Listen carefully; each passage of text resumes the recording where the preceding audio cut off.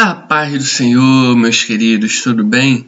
Estamos de volta para a glória de Deus. Meus amados irmãos, eu estive aí por um período ausente, porque foi necessário para mim readaptar toda aí a minha rotina. Precisava readaptar a minha rotina, que houve uma mudança abrupta, e só agora que eu estou conseguindo encaixar um horário para retomar aí as videoaulas, para contribuir, ajudar aí com os professores de escola dominical. Tá bom? E sem mais delongas, já vamos voltar. Estamos aqui na lição 3 e vamos falar aí um pouquinho sobre a conversão de Saulo de Tarso. Perceba que o nome dele está correto, é Saulo ainda, porque a lição vai trabalhar o momento aí da conversão. Não vai trabalhar aí o momento pós a conversão. Isso será trabalhado nas outras lições. Então nós vamos trabalhar quando Saulo de fato muda, ok? Então vamos lá. Texto áureo. E indo no caminho, aconteceu que, chegando perto de Damasco, subitamente o cercou um resplendor de luz do céu, e, caindo em terra, ouviu uma voz que lhe dizia: Saulo, Saulo, por que me persegues? Então esse aqui é o principal texto que foi selecionado para falar da conversão de Saulo, e realmente é o principal texto de toda a sua conversão, quando o próprio Senhor aparece para ele e pergunta por que ele o persegue. Verdade prática.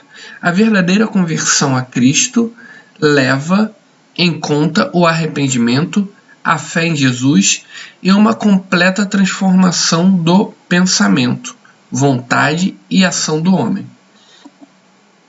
Objetivo geral: asseverar que a salvação é por meio da graça, acompanhada de arrependimento e fé do pecador como resposta à salvação. Aqui o acento está invertido, tá, gente? Vamos lá. Finge que vocês não viram. Vamos lá, vamos mudar aqui, né? Vamos mudar aqui para não ficar feio. Ó. Aí, pronto. Meu toque não permitiu ficar o A aí com acento errado. Com uma resposta à salvação. E esses serão alguns pontos que serão trabalhados aqui, ó. Salvação, graça, arrependimento e fé. Esses 4 pontos serão abordados aqui durante a lição. Então perceba, a lição ela vai abordar esses pilares: salvação, graça, arrependimento e fé. E nesses pontos aqui vão ter aí um estabelecimento muito caro para a nossa doutrina da salvação. Por que eu digo nossa doutrina da salvação? Porque é a maneira como nós assembleamos e enxergamos a salvação. Então esse é um ponto fundamental que a lição passa um pouco rápido sobre ele, mas eu acho de fundamental importância nós falarmos sobre ele. Objetivos específicos: apresentar a conversão de Saulo como ato da graça de Deus, relacionar a conversão de Saulo com a doutrina bíblica da conversão e elencar 3 faculdades interiores que são transformadas na conversão. Leitura bíblica em classe. Atos 9, versículos 1 ao versículo 9. Diz assim: E Saulo, respirando ainda ameaças e morte contra os discípulos do Senhor, dirigiu-se ao sumo sacerdote e pediu-lhe cartas para Damasco, para as sinagogas, a fim de que se encontrasse alguns daquela seita. E eu deixei destacada aqui a palavra seita, porque era como os cristãos eram conhecidos naquela época. Era uma seita, ou a seita dos nazarenos, ou o povo do caminho, porque pregavam que Jesus Cristo era o Messias, ou o Deus encarnado. E isso, na cabeça de um judeu daquela época, era considerado uma seita. Ou isso mesmo na mente dos judaísmos daquela época. Por que eu digo judaísmos? Porque não tinha apenas um judaísmo, um pensamento único que formasse o judaísmo. Não, eram judaísmos plurais. Aí veio os fariseus, que eram um tipo de judaísmo, os saduceus, um outro tipo de judaísmo, os essênios, que eram outro tipo de judaísmo, os zelotes, que eram outro tipo de judaísmo, e tinha até mesmo os herodianos aí também. Então nós vemos vários judaísmos diferentes. Porém, o povo do caminho, ou a seita dos nazarenos, não era visto como judaísmo. Ele era visto como uma seita dissidente desses judaísmos que já existiam. Porque esses judaísmos que eu acabei de citar, por mais que eles fossem aí, divergentes em vários aspectos, eles ainda eram reconhecidos como judaísmos. O cristianismo nem tinha esse nome na época, era aí o povo do caminho, a seita dos nazarenos, não era visto como judaísmo, era dissidente, era algo diferente. Então, ele conseguiu aqui as cartas aqui, dos sacerdotes, para perseguir esse povo dessa seita. Na cabeça deles é uma seita. E ele diz que ele perseguia, olha aqui, homens e mulheres, e os conduzisse presos a Jerusalém. Então o objetivo era o quê? Prender todo mundo. E indo no caminho, aconteceu o quê? Chegando perto de Damasco, subitamente o cercou um resplendor de luz do céu. E caindo em terra, ouviu uma voz que lhe dizia: Saulo, Saulo, por que me persegues? E ele disse: Quem és, Senhor? E disse o Senhor: Eu sou Jesus, a quem tu persegues. Duro é para ti recalcitrar contra os aguilhões. Esse ponto aqui eu acho bem interessante mesmo, porque Paulo estava ali perseguindo o povo de Deus e o próprio Jesus chega e diz: por que me persegues?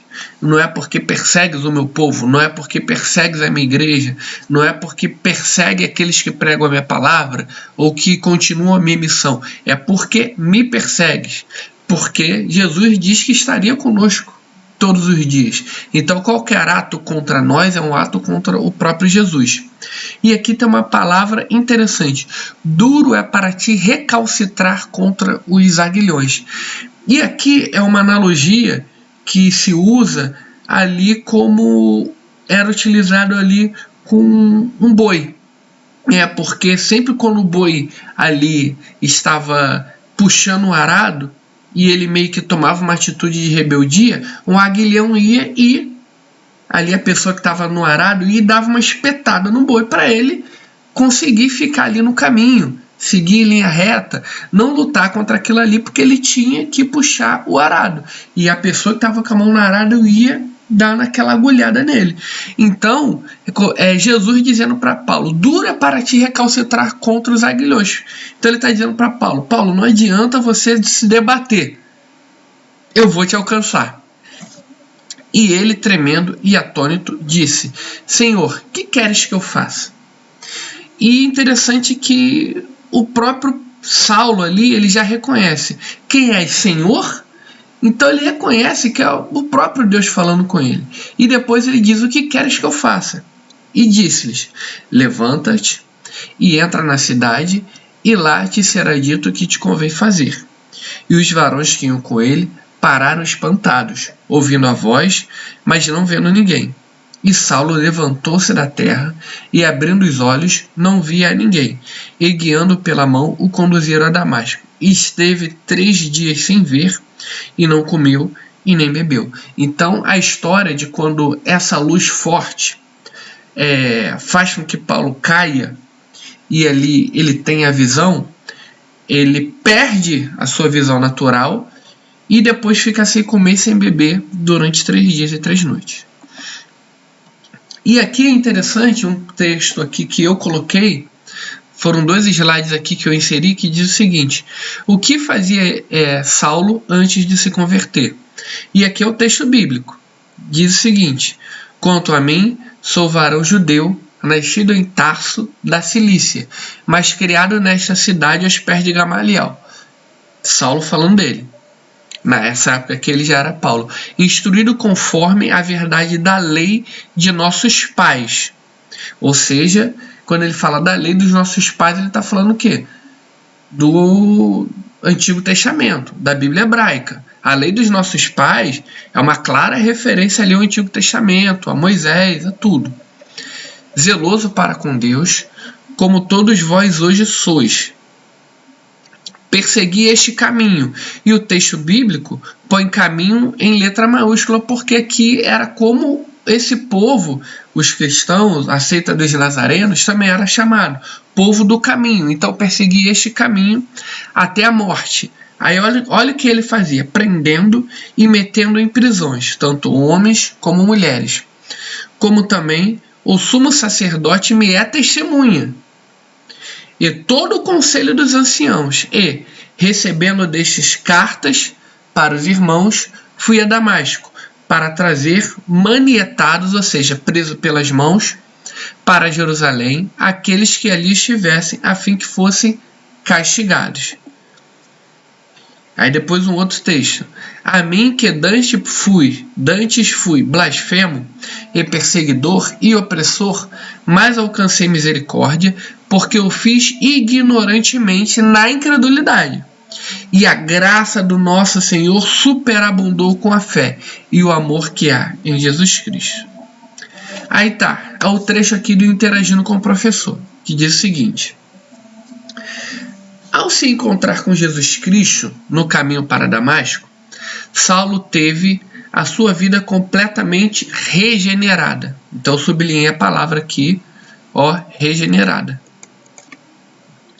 A sua faculdade intelectual foi regenerada, pois seu encontro com o Senhor trouxe-lhe luz à mente. Sua faculdade emocional foi afetada, pois ao longo da vida do apóstolo vemos sua profunda tristeza em perseguir seus irmãos em Cristo. E, finalmente, a faculdade de sua vontade foi tocada. O apóstolo desejava apenas desgastar-se e deixar-se gastar pela causa do Evangelho. Assim, nada mais teria sentido para Paulo, senão o de pregar o Cristo crucificado. Que o Espírito Santo possa tocar nas faculdades intelectual, emocional e da vontade dos nossos alunos. Ore por isso, clame por esta obra do céu.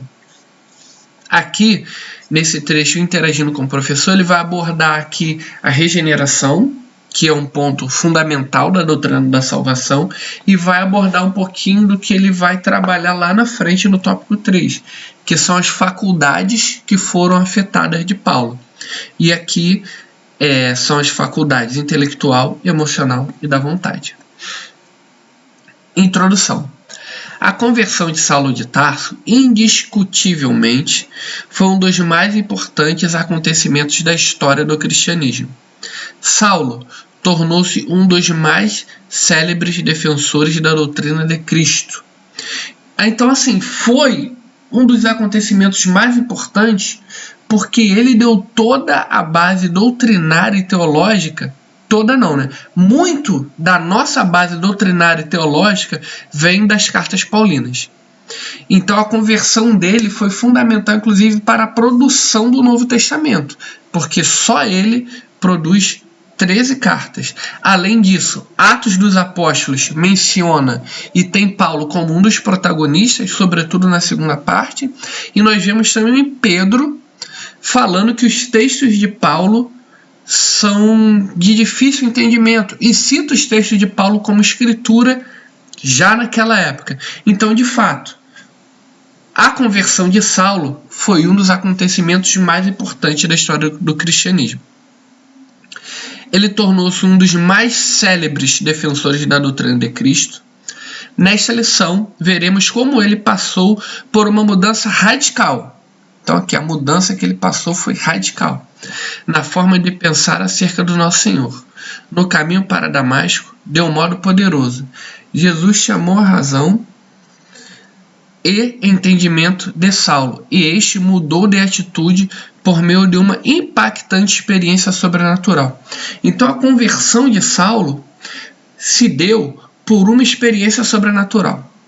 Ela não se deu por uma pregação, ela não se deu ali por intermédio, de outra pessoa.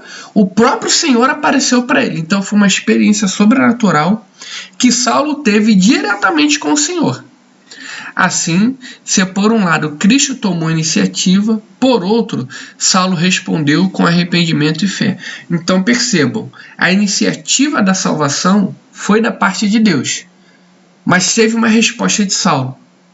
Saulo necessitou responder com arrependimento e fé, porque é um tema muito caro para nós entendermos que existe ali a participação divina e a resposta humana em relação à salvação, porque nós entendemos que tem pessoas que ouvem a mensagem, endurecem o coração e não respondem positivamente a essa mensagem. Por quê? Porque não há nem arrependimento, nem fé nessas pessoas. E existe uma outra doutrina que não necessariamente é uma heresia, mas ela não se enquadra no nosso pensamento da Assembleia de Deus, que vai dizer aí que quando Deus se apresenta para a pessoa, ou quando essa pessoa é tocada pela pregação, ela simplesmente não tem direito de escolha, porque Deus já escolheu ela. Então isso entra em doutrinas como eleição, predestinação, e essas doutrinas, eleição e predestinação, relacionadas à salvação, elas não estão dentro do nosso contexto assembleano e pentecostal, porque nós entendemos que é necessária uma resposta humana mediante essa iniciativa divina. Vamos lá ao tópico 1. A conversão de Saulo, um ato da graça de Deus. A conversão de Saulo e sua experiência sobrenatural. Em Atos 9:3, Lucas narra a impactante experiência sobrenatural de Saulo no caminho para Damasco. Surpreendido pelo resplendor do céu, mais forte que a luz do sol do meio-dia, o perseguidor da igreja caiu por terra e ficou cego. Se pelos argumentos racionais Saulo não ouvia sobre Jesus, o crucificado, a luz que ofuscou seus olhos trouxe voz do próprio Senhor que o confortou de forma impactante. Saulo, Saulo, por que me persegues? Com sua ida a Damasco, o perseguidor tinha a intenção de acabar de vez com os seguidores de Jesus, mas foi surpreendido por uma experiência sobrenatural, pela qual nunca havia passado. Segundo seu próprio testemunho, o perseguidor viu literalmente a pessoa de Jesus, o ressurreto, que o despojou do seu ego arrogante. Nesta visão, Paulo pôde compreender quem era Jesus e sua obra redentora no Calvário. Então aqui Deus se apresentou de uma forma que Paulo se despojou do seu ego arrogante. E nessa visão ele entendeu de fato quem era Jesus e respondeu a essa obra da salvação. A iniciativa de Jesus para transformar a mente de Saulo. O impacto da visão resplandecente no caminho para Damasco tomou Saulo de surpresa. Ou seja, ele não estava esperando que aquilo ali fosse acontecer. Ele estava indo simplesmente cumprir a missão dele, de Jerusalém para Damasco. E qual era? Pegar os cristãos e castigá-los e levá-los para Jerusalém. Sob o efeito de sucesso em Jerusalém contra os seguidores de Jesus, ou seja, essa perseguição de Saulo foi bem sucedida em Jerusalém, imbuído de uma coragem irracional, bem relacionada aí com a casta sacerdotal, que deu carta branca é o termo para que ele pudesse agir livremente, para perseguir os seguidores de Jesus com o mesmo rigor que ele tinha feito em Jerusalém, só que agora em Damasco. Entretanto, dada a dureza do coração de Saulo, o Senhor tomou a iniciativa de sacudir a sua estrutura física, psicológica e espiritual, agindo pessoalmente na sua direção. A conversão de Saulo, um ato da graça de Deus. A graça salvadora se manifestou a Saulo. Na carta aos Efésios, capítulo 2, versículo 8, ele diz: pela graça sois salvos por meio da fé. Isto não vem de vós, é dom de Deus. Na Epístola a Tito, diz também, porque a graça de Deus se há manifestado, trazendo salvação a todos os homens. Logo, o ponto de partida da experiência de salvação de todos os homens é a graça de Deus. Essa graça é o favor imerecido de Deus, em que a sua justiça é satisfeita na morte expiatória de Jesus. Ou seja, a morte de Jesus satisfez a justiça de Deus. E essa graça foi aí manifesta a todos os homens. Aqui, o mérito é todo de Cristo, porque ele morreu na cruz, ele satisfez a justiça divina e ele estendeu essa graça a todos os homens. Então, o mérito da salvação não está em nenhuma obra humana, está totalmente em Jesus. Aos Romanos, ele escreve, porque todos pecaram e destituídos estão da glória de Deus, sendo justificados gratuitamente pela sua graça, pela redenção que há em Cristo Jesus. Ou seja, a graça é o favor outorgado por Deus aos pecadores que estão debaixo da sua ira. Ou seja, todos os pecadores, ou seja, toda a raça humana, estão debaixo da ira de Deus. Porém, com o sacrifício de Cristo, que satisfez a ira divina e a justiça divina, o que acontece? A graça imerecida foi aí manifesta a todos os homens. Evidentemente, a conversão de Saulo, foi mais do que um convencimento intelectual sobre Jesus. Ou seja, não foi ali simplesmente chegaram para Saulo e falaram, não, porque Jesus é o Logos, é o Verbo encarnado, e deu ali toda uma compreensão filosófica e intelectual de quem era Jesus. Não. Foi ali um ato sobrenatural. Ele foi fruto da obra regeneradora do Espírito Santo em sua vida, levando-o a confessar que Jesus era o Senhor e Salvador de sua vida. Saulo e a doutrina bíblica da conversão. A conversão começa no arrependimento. E é que tá, a palavra arrependimento é uma palavra-chave aqui. Chave em todo esse tópico. A palavra arrepender-se no grego bíblico é metanoel, que significa pensar de maneira diferente, sentir remorso, uma disposição interior para mudar. Até mesmo no trânsito, quando você faz um retorno, às vezes dizem que você fez a conversão. Significa que você mudou completamente de direção. Tá? Então, arrepender-se traz a ideia de tristeza pelos próprios pecados. E esse aqui é um ponto fundamental. Arrependimento, ele traz tristeza pelo próprio pecado. A pessoa que se arrependeu, ela vai olhar para o próprio pecado e vai sentir tristeza por ter pecado. Vai sentir tristeza por ter errado. Não há alegria ou lembrança alegre num pecado. Há sempre uma lembrança de tristeza, porque a pessoa entende que desagradou a Deus, acompanhado de um desejo de corrigir o rumo. Além disso, vai ser acompanhado de um desejo de querer fazer o certo, de não errar de novo.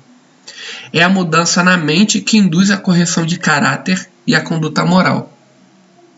É a contrição do coração, o desejo de mudar de atitude quanto ao comportamento na vida cotidiana. Isso é obra do Espírito Santo. Portanto, a conversão é uma parte do processo de salvação do pecador. Ela assinala o início do despojamento do velho homem e aponta para o revestimento do novo homem. Então, o novo homem nasce, esse revestimento do novo homem, ele ocorre quando há arrependimento. Então, o arrependimento, ele é o ponto fundamental e chave para a conversão. E como diz aqui, de acordo com o original, não de acordo com o original, né? Mas de acordo com o grego da época, que era o grego koiné, o grego bíblico, vai nos dizer o seguinte, que é esse profundo sentimento de tristeza pelo próprio pecado. A conversão de Saulo promoveu uma transformação pessoal. Foi o que aconteceu com Saulo pois a luz do resplendor do céu cegou-lhe, os olhos carnais e o fez ver o Cristo ressuscitado, abrindo-lhe os olhos espirituais para conhecê-lo como Senhor e Salvador. Essa experiência sobrenatural e impactante o fez indagar ao Cristo ressuscitado sobre o que deveria fazer. Deu uma vontade egoísta e individualista, que, ou seja, era o desejo do próprio Saulo ir lá e perseguir os cristãos. Saulo demonstra agora completa resignação à vontade soberana de Cristo. Antes que ele estava indo com uma vontade, com um ímpeto violento de perseguir os cristãos para fazê-los sofrer, agora ele chega e fala: Senhor, o que eu devo fazer? Ou seja, a sua vontade é completamente resignada ante a vontade soberana de Cristo. Isso é transformação pessoal. Todo aquele sentimento de violência, ele foi imediatamente freado. Imediatamente foi freado quando Jesus apareceu para ele. Ele estava indo com aquele ímpeto. Vou fazer, vou acontecer, vou perseguir, tem um carta branca, tem um comitiva, tem gente para fazer isso, eles vão sofrer, eles não perdem por esperar. E o que acontece? O Senhor Jesus aparece para ele e ele diz o seguinte: quem és, Senhor? Depois ele diz: Senhor, o que quer que eu faça? Ou seja, todo esse ímpeto cai por terra. Isso é maravilhoso, glória a Deus por isso. Saulo é a doutrina bíblica da conversão. A conversão faz parte da doutrina bíblica da salvação. O choque da experiência sobrenatural do esplendor da luz, do resplendor da luz sobre os seus olhos, transformou a mente de Saulo, levando-o a reconhecer o Cristo que outrora tanto rejeitava. Agora o fazia apóstolo. Como vimos, a verdadeira conversão é a que nasce da tristeza para com o pecado e o reconhecimento de que o homem precisa dar meia volta para Deus. Aí aqui o trecho que eu destaquei. É uma mudança que tem raízes na obra regeneradora do Espírito Santo efetuada na vida do pecador. Como obra de Deus, a conversão é uma manifestação externa da regeneração operada pelo Espírito no interior do homem, que implica mudança de pensamento, vontade e ação. Uma mudança que altera todo o curso da vida do pecador. Então, é uma mudança que começa no interior e reflete no exterior. Então, o exterior só vai refletir algo que já aconteceu aqui dentro, que é essa obra da regeneração. E essa mudança de atitude, ela começa com uma mudança do pensamento. Por isso que o próprio apóstolo Paulo fala para nós não nos conformarmos com esse mundo, mas transformá-lo pela renovação do nosso quê? Entendimento. Porque o nosso entendimento muda e a nossa atitude muda. É o ato divino pelo qual Deus faz com que o pecador volte para ele em arrependimento e fé. Portanto, a verdadeira conversão revela uma poderosa transformação na vida do convertido. 3 faculdades interiores transformadas na conversão. 1. Faculdade intelectual. Nesse campo da alma, o homem muda o seu modo de pensar e reconhece sua condição de pecador. Então aqui, o primeiro ponto, quando Jesus chega na vida de um pecador, ele vai reconhecer que ele é um pecador e que ele precisa de perdão. Isso é uma mudança intelectual que acontece, é uma mudança que acontece no nosso pensamento. Nós reconhecemos que somos pecadores, que precisamos de perdão e que precisamos de Salvador. A Bíblia chama isso de conhecimento do pecado, conforme Romanos 3,20. Por isso, nenhuma carne será justificada diante dele, de Deus, pelas obras da lei, porque pela lei vem o conhecimento do pecado. Então, aqui, gente, o homem vai reconhecer que ele precisa de um Salvador. Por quê? O ato dele ser alcançado pela graça de Deus vai produzir nele essa mudança de pensamento. E ele vai vir ao conhecimento do seu próprio pecado e que ele precisa de um Salvador. Então, essa mudança de pensamento, que é a transformação da faculdade intelectual. Aí ele vem com a faculdade das emoções. Nesse campo da alma, o pecador experimenta uma mudança de sentimentos na vida interior, onde se manifesta a tristeza pelo pecado contra um Deus santo e justo. Aí vem a questão das emoções. Primeiro, ele pensa: sou pecador, preciso de perdão e salvação. Depois vem a das emoções. Ele sente triste por ter pecado. Ele sente triste por ele ter tomado atitudes que desagradaram a Deus. Em 2 Coríntios 7,10 está escrito: porque a tristeza, segundo Deus, opera arrependimento para a salvação. Então aqui, a tristeza pelo próprio pecado, ela vai operar o quê? Arrependimento. Com qual objetivo? Salvação. Da qual ninguém se arrepende, mas a tristeza do mundo opera a morte. No Antigo Testamento, o salmista Davi demonstra tristeza pelo seu pecado e roga pela misericórdia. Tem misericórdia de mim, ó Deus, segundo a tua benignidade. Apaga as minhas transgressões, segundo a multidão das tuas misericórdias. Ou seja, aqui revela Davi, que era um rei temente a Deus, mas que pecou, cometeu adultério e um homicídio contra um seu leal súdito. E ali, quando ele se arrepende, ele é convencido do seu pecado, ele se arrepende, ele chega e diz o seguinte: Senhor, tem misericórdia de mim. Por que ele está pedindo misericórdia? Porque ele entende que ele errou. Ele entende que ele é pecador e ele entende que aquilo que ele fez desagradou a Deus. Ou seja, o campo das emoções. Ele está triste, profundamente entristecido pelo pecado. E isso faz ele clamar o quê? Aqui, misericórdia. Faculdade da vontade.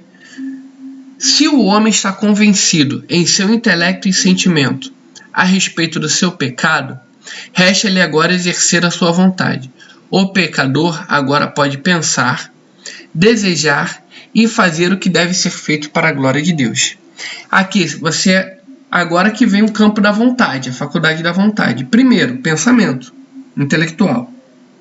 Segundo, emoções, a parte interior, sentimento. E agora o terceiro, a vontade, que é o que vai levar à prática. Como imagem de Deus, o homem foi dotado com a faculdade de escolher livremente. Deus deu liberdade de escolha para o homem, senão ele teria feito robôs totalmente programados para obedecê-lo. E Deus deu liberdade para o homem fazer o bem, fazer o mal, escolher o certo, escolher o errado. Então o homem escolhe livremente fazer o quê? Pecar. O homem ele só vai escolher fazer o certo se o Espírito Santo agir na vida dele. Entretanto, e infelizmente, o pecado fez a separação entre a vontade do homem e a vontade de Deus. Por isso, o Espírito Santo atua para convencer o homem do pecado, da justiça e do juízo, para então tornar a unir sua vontade com a vontade de Deus. Então, com a ação do Espírito Santo na vida do homem, a vontade do homem é deixada de lado e ele submete a sua vontade à vontade de Deus. E aí ele vai agir de acordo com a vontade de Deus. Aí ele vai agir como um convertido. Há uma teoria, aí é que vem aquilo que eu falei lá no início. Essa teoria aí que é calvinismo, teologia reformada, que vai dizer que afirma que o homem perdeu completamente o livre-arbítrio, ou seja, a liberdade de escolha por ocasião do pecado. Refutamos essa ideia. Nós refutamos. Por quê? Nós entendemos que o homem, mesmo com a pregação do evangelho diante dele, ele pode recusar essa pregação e endurecer o coração. Então, o homem, com essa ideia de sem ter o livre-arbítrio, não é uma ideia que se enquadra dentro do pensamento da nossa denominação e dentro da maneira como nós pentecostais entendemos a salvação. Nós entendemos a salvação de que é uma ação divina e uma resposta humana. Com o auxílio da graça divina e ajudado pelo Espírito Santo, o homem pode escolher decidir mudar a sua vida. Ou seja, quando o Espírito Santo chega e apresenta o Evangelho para uma pessoa, ela pode decidir se quer esse Evangelho ou não. Muitas pessoas se rendem e outras pessoas simplesmente não querem. Conclusão. A conversão de Paulo foi provocada pelo impacto do resplendor de luz que ofuscou a sua visão e obrigou a reconhecer que não podia mais lutar contra Cristo. A conversão é, portanto, uma obra divina em que o homem responde com arrependimento e fé. Então isso é o que nós chamamos de sinergismo, ou seja, há uma sinergia entre Deus e o homem.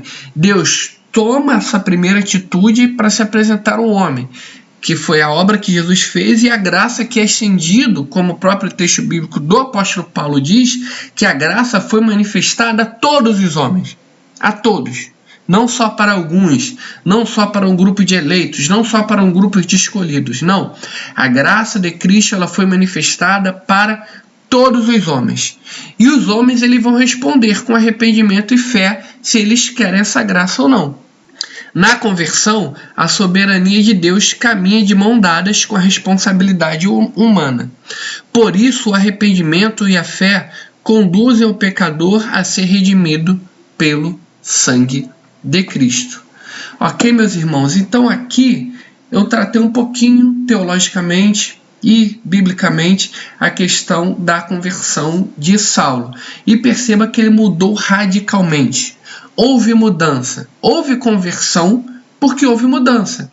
Ele mudou de mentalidade, ele mudou de sentimentos e ele mudou de atitude. Ele era perseguidor, passou a ser perseguido. E na verdade ele não teve muitos benefícios aqui nessa terra por ter entregue a sua vida a Cristo.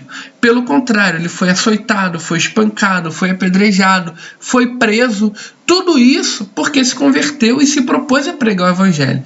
Por isso que esse mesmo apóstolo Paulo vai nos dizer que se nós esperamos de Cristo somente nesta vida, somos os mais miseráveis dos homens, porque ele enxerga a sua recompensa na eternidade, ele enxerga a sua recompensa no céu.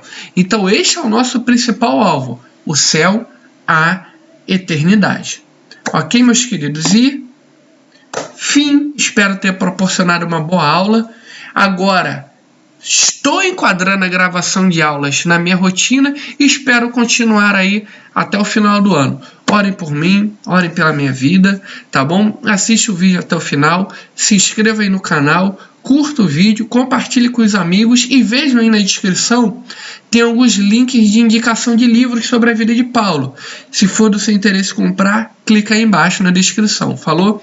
Abração, fiquem com Deus, que Deus abençoe e uma ótima semana a todos. Tchau, tchau.